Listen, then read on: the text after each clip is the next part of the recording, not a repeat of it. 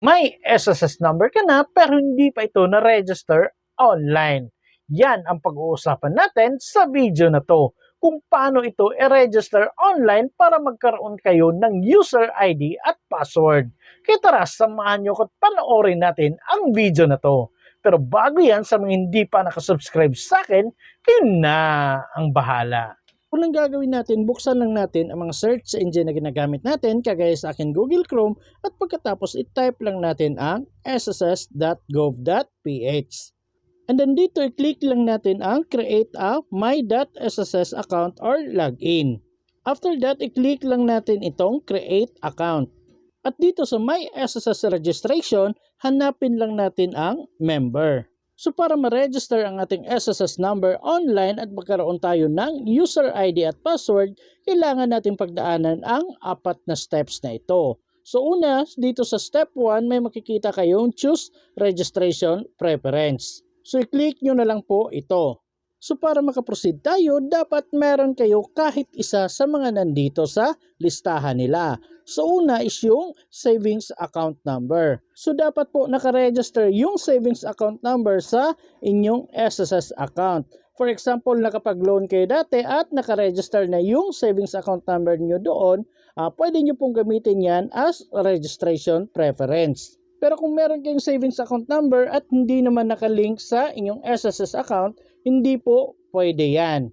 Sunod ay yung UMID card. Kung meron na kayong UMID card, pwede nyo pong gamitin yan as registration preference.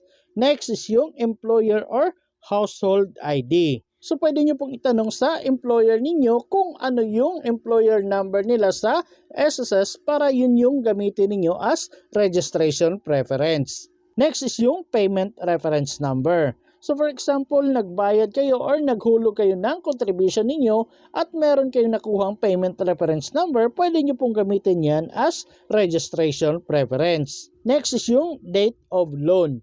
Make sure na natatandaan nyo pa kung anong petsa kayo nakapag-loan dati. Sunod ay yung transaction number in UMID or personal record. Kung meron pa kayong mga transaction number nung kumuha kayo ng UMID or personal record niyo, pwede nyo pong gamitin yan as registration preference. So dapat meron kayo kahit isa sa mga registration preference na nandito para makaproceed kayo sa pag-register online. For example, kayo ay employed tapos wala kayo kahit isa sa mga registration preference na nandito, ang pinakamadaling kunin dito ay itong employer ID number. So itanong niyo sa employer niyo kung ano yung SSS employer ID number nila. At kung kayo naman ay voluntaring naghuhulog, pwede nyo pong gamitin itong payment reference number. So kagaya sa akin, payment reference number yung pinili ko, kaya dito sa baba ilalagay ko yung registration preference number. So after nyo makapili ng registration preference at malagay na nyo ito dito, pwede na po kayo mag-proceed dito sa baba. So kailangan ninyong maglagay ng account information. So dito ilagay nyo na lang po yung CRN or SSS number ninyo. Tapos dito sa gilid ilagay nyo po yung mobile number. And dito sa baba naman, dapat magkatulad yung pagkakalagay ng email address at confirmed email address. Make sure lang na active at nabubuksan pa ninyo yung email address na ilalagay ninyo dito. And next dito naman sa baba, maglagay kayo ng preferred user ID at confirmed preferred user ID. Make sure matatandaan nyo po yung user ID na ilalagay ninyo kasi yun po yung gagamitin ninyo once mag-login kayo sa inyong SSS online account. So dapat magkatulad yung preferred user ID at confirmed preferred user ID na ilalagay ninyo. At dito naman sa baba, dapat maglagay kayo ng password at confirmed preferred password. So make sure natatandaan nyo pa rin kahit gaano kahaba yung password na ilalagay ninyo. So mas maganda screenshot nyo na lang po para hindi nyo talaga makalimutan. So dapat yung password na ilalagay ninyo nasa 8 to 20 characters. Tapos kahit may isang maliit na letra, isang malaking letra, may numbers, tapos merong special character dapat. So ano ba yung special characters? Kagaya ng asterisk, number sign, ganyan. So kayo nang bahalang maglagay. So kung okay na at nalagyan nyo na lahat at na-double check nyo na wala namang problema, pwede nyo na pong i-click itong next. At kung meron kayong makitang ganito na merong problema sa pag-register ninyo, kagaya nito, mobile number is not the same as registered with SSS. So dapat magkatulad yung mobile number na nakaregister sa inyong SSS account at sa nilagay ninyo dito sa inyong registration.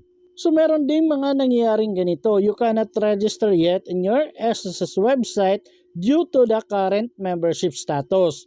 So ang ibig sabihin niyan, baka meron na kayong SSS number pero hindi nyo pa nahuhulugan kahit isang beses kaya hindi pa kayo pwedeng mag-register dito. So dapat maghulog kayo kahit isang buwan lang para pwede kayong mag-register online. So kung okay naman lahat at nakaproceed kayo, dito na tayo sa step 2 which is ang personal information.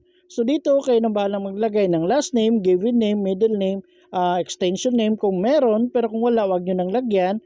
Tapos yung date of birth. At pagkatapos dito naman tayo sa baba sa paglalagay ng mailing address information. So dito kung ano lang yung meron sa address niyo, yun lang po yung lalagyan ninyo. So for example, meron kayong room number, building number, house or block, street or subdivision, kahit alin dyan, yun lang yung fill upan ninyo. Hindi kailangan fill upan yan lahat. So dito sa baba, kayo na bahalang pumili kung nasa Metro Manila or nasa province kayo. So kagaya niya nasa province ako, so dito sa baba, mag-select tayo ng province, tapos city and municipality, then barangay, tapos automatic na pong makikita ninyo kaagad ang postal code dito kung nakaselect na kayo lahat. And then dito naman tayo sa baba sa paglalagay ng foreign address information. So kung meron kayong address sa ibang bansa, pwede nyo pong ilagay dito. Pero kung wala, wag nyo na pong fill upan yan.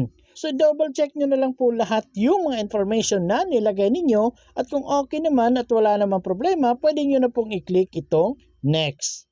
At pagkatapos mapupunta na tayo dito sa pag-review ng mga information na nilagay natin. So i-double check nyo na lang pong maigi, pwedeng i-screenshot nyo na lang para hindi nyo makalimutan lahat. At kung okay na, dito na tayo sa pinakababa. So i-click lang natin itong box katabi ng I accept the terms of service para ma-checkan. At kung may check na yan, pwede na po kayong mag-proceed, i-click nyo na lang po itong create account. At pagkatapos may makikita kayong ganito na nag-send sila ng OTP doon sa cellphone number na nakaregister sa inyong SSS account. So, antayin nyo na lang na dumating yung PIN at pagkatapos kung na-receive nyo na, ilagay nyo na lang po dito. At kung nalagay nyo na, pwede nyo nang i-click ang proceed.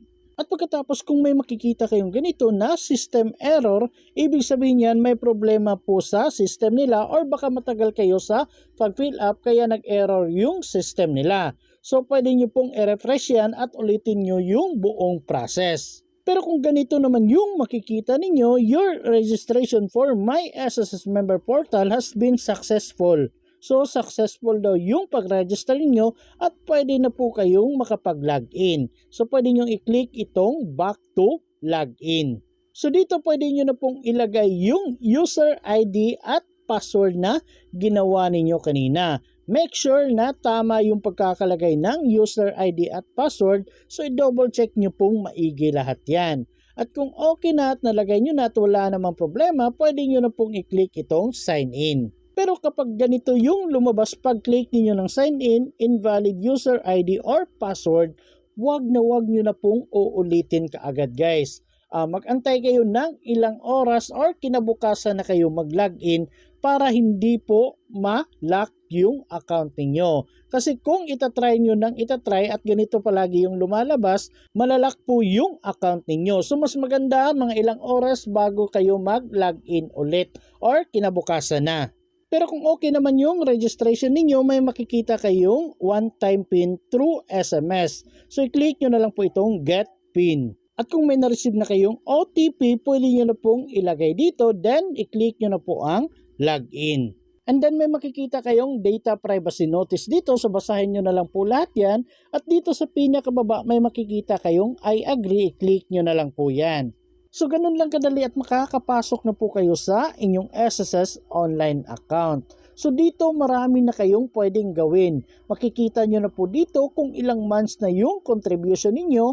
Pwede na rin kayong maghulog ng contribution nyo dito pwede kayong magbayad ng inyong loan, pwede na rin kayong mag-loan dito, mag-register ng bank account, kumuha ng My SSS ID.